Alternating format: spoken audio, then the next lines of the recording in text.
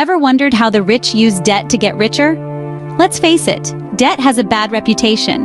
It's often seen as a burden, a cloud of financial doom that hangs over your head.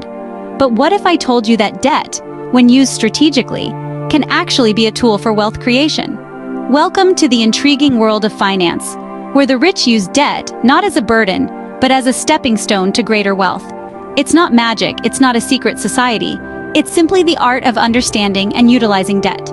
Imagine debt as a tool, like a hammer. In the wrong hands, it can cause damage, but in the right hands, it can build a house.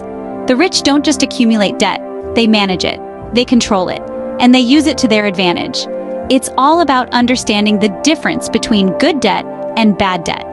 Bad debt is the kind that keeps you up at night. It's the high-interest credit card debt, the payday loans, the consumer debt that gets us those shiny new things, but leaves us with nothing more than a hefty bill. This kind of debt is a trap, a financial pitfall that can keep you stuck in a cycle of repayments. On the other hand, good debt is the kind that can create income or increase in value over time. Think mortgages, student loans, business loans. These debts are investments in your future. They are calculated risks that can lead to financial growth. The rich have mastered the art of using good debt to leverage their wealth. They borrow money to invest in assets that generate income and appreciate over time, like real estate or businesses. The income from these investments can then be used to pay off the debt, and any profit made is theirs to keep. So the rich don't just acquire debt, they use it to their advantage. Pretty smart, don't you think? But what distinguishes good debt from bad debt, you may ask? Well, let's dive right in and sift through the nuances. Think of good debt as a savvy business partner who's got your back. This is money you've borrowed to invest in something that will appreciate in value or generate long-term income. It's like planting a seed today and nurturing it to bear fruits tomorrow. Let's take real estate as an example. When you borrow money to buy a rental property, you're stepping into the realm of good debt. Why? Because that property is likely to increase in value over time, and the rent you collect can cover your loan repayments and potentially put extra cash in your pocket. So, in essence, good debt can be a stepping stone to wealth creation. It's the kind of debt that says, hey, let's grow together. On the flip side, we have bad debt, the proverbial wolf in sheep's clothing. This is money borrowed to buy things that depreciate in value. It's like digging a hole and throwing your money in, then waiting for a money tree to grow. Spoiler alert, it won't. Imagine borrowing money to buy a luxury car. Sure, it feels great to drive around town in a shiny new vehicle, but the moment you drive it off the lot, it starts to lose value. And unlike the rental property, it's not bringing in any income to help pay off the debt. That's bad debt, the kind that whispers, isn't it fun sinking together? Good debt, bad debt. They're like the Jekyll and Hyde of the financial world. One can be a catalyst for financial growth, while the other can pull you into a vortex of financial despair. So next time you contemplate taking on debt, ask yourself, is this good debt that will help me grow, or is this bad debt that will drag me down? Because remember, not all debts are created equal. The key is in knowing which debt fuels growth and which sinks you deeper into financial quicksand. Now let's dive into the magic word, leverage. Imagine you're at a carnival. You see a seesaw. It's a simple piece of equipment, but it's a perfect analogy for leverage. One end represents your initial investment.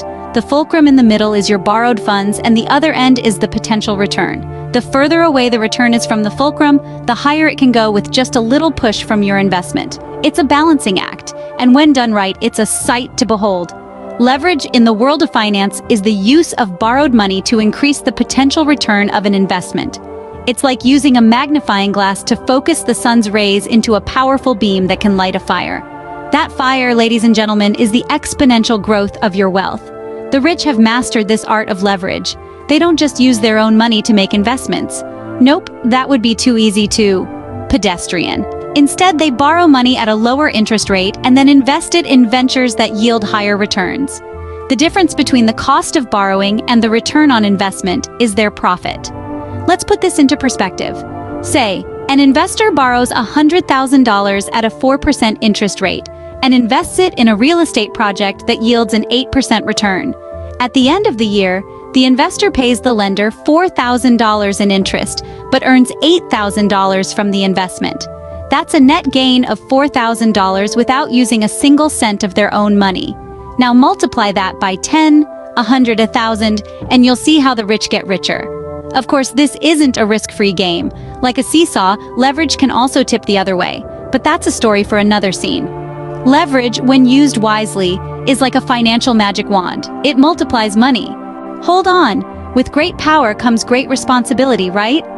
Let's talk about the other side of the coin, the risks that come along with leveraging debt.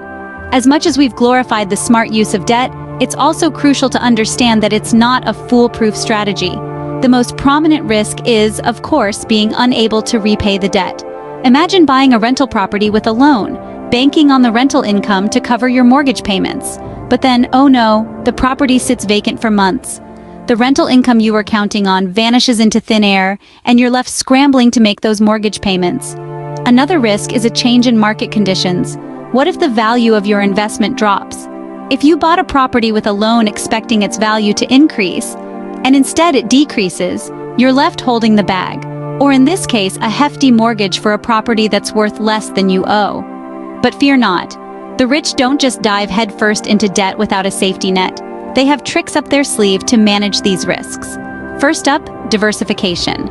The wealthy don't put all their eggs in one basket.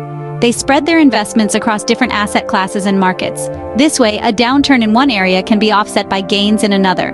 Next, insurance. Yes, the thing you grudgingly pay for but hope you never need. The rich use insurance to protect against unforeseen circumstances that could impact their ability to repay debt. And finally, financial planning.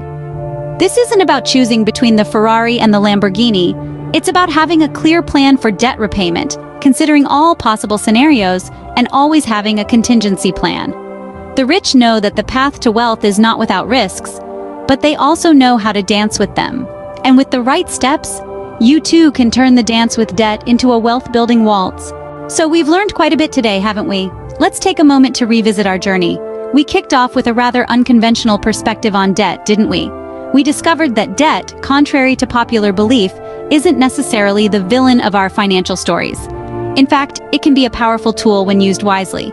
It's like a double-edged sword, capable of both creating and destroying wealth. It's all about how you wield it. Next, we delved into the intriguing world of good debt versus bad debt.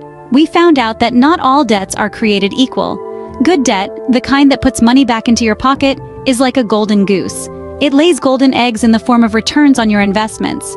Bad debt, on the other hand, is like a black hole, sucking away your hard-earned money with no end in sight. Then, we explored the fascinating concept of leverage and how it amplifies your financial power. Leverage is like a financial magnifying glass, focusing your resources and multiplying your results. When used correctly, it can catapult your wealth to new heights.